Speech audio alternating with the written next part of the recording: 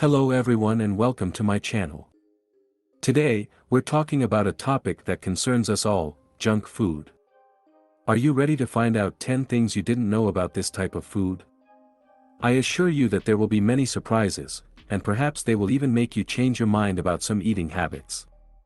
So, sit back and get ready to learn something new. The term junk food, which refers to calorie-rich but nutrient-poor foods, was coined by Michael Jacobson, the director of the Center for Science in the Public Interest in Washington, D.C., in 1972. He stated that soft drinks are the quintessential junk food, all sugar and calories with no nutrients.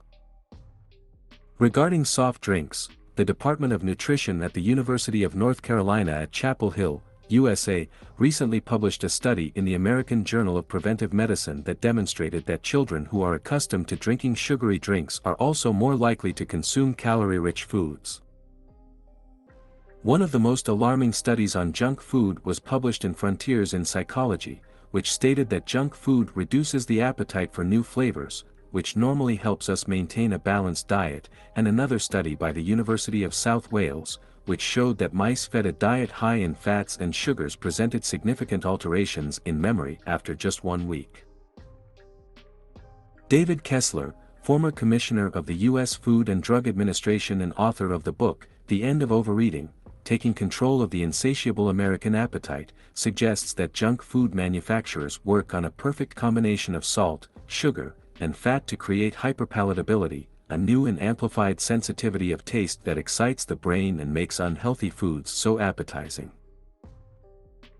Research conducted at the Scripps Research Institute in Jupiter, Florida, has shown that junk food affects dopamine receptors in the body similar to drugs, leading to addiction in those who consume it regularly. Kessler's theory that the perfect combination of salt, sugar, and fat creates hyperpalatability, a new and amplified sensitivity to taste that excites the brain, is not unique to him. Junk food is often associated with so-called hydrogenated fats, trans fatty acids. But what are they exactly? Vegetable oils contain polyunsaturated fatty acids, which quickly undergo oxidation. To prevent this, food companies add hydrogen atoms, hydrogenation, obtaining hydrogenated or partially hydrogenated vegetable fats, or oils, which last longer. But they can be harmful. Many studies say that excessive consumption of trans fatty acids raises levels of bad cholesterol, LDL, and increases the risk of cardiovascular diseases. Trans fats are present in large quantities in margarine, packaged baked goods, main dishes at fast food restaurants, and packaged snacks. Another downside is food additives. In Europe, more than 300 are allowed, from natural and artificial colorings to flavor enhancers, such as glutamate and aspartame. One of the most concerning is acrylamide, which forms naturally when starchy foods are cooked at high temperatures.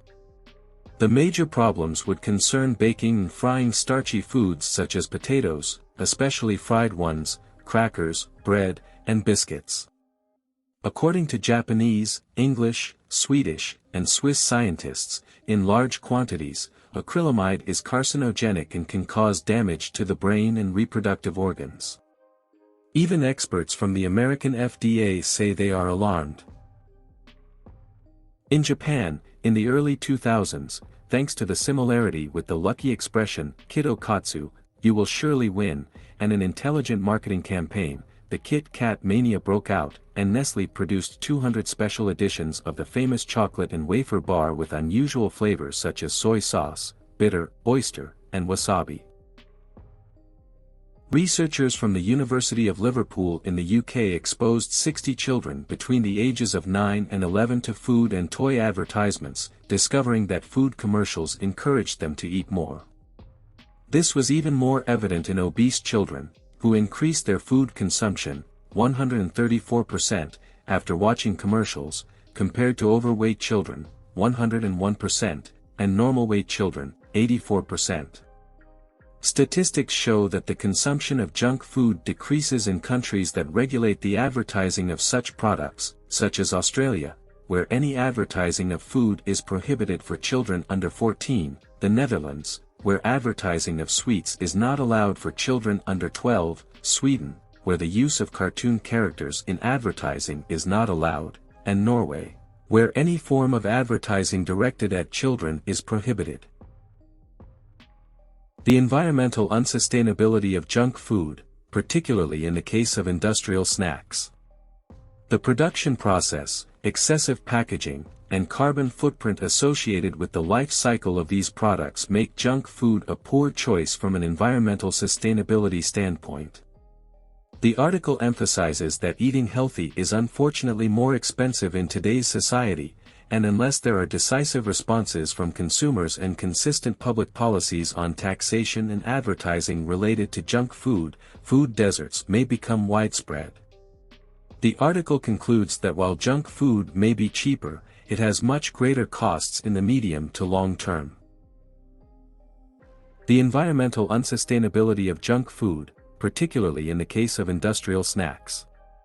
The production process, excessive packaging, and carbon footprint associated with the life cycle of these products make junk food a poor choice from an environmental sustainability standpoint. The article emphasizes that eating healthy is unfortunately more expensive in today's society, and unless there are decisive responses from consumers and consistent public policies on taxation and advertising related to junk food, food deserts may become widespread. The article concludes that while junk food may be cheaper, it has much greater costs in the medium to long term.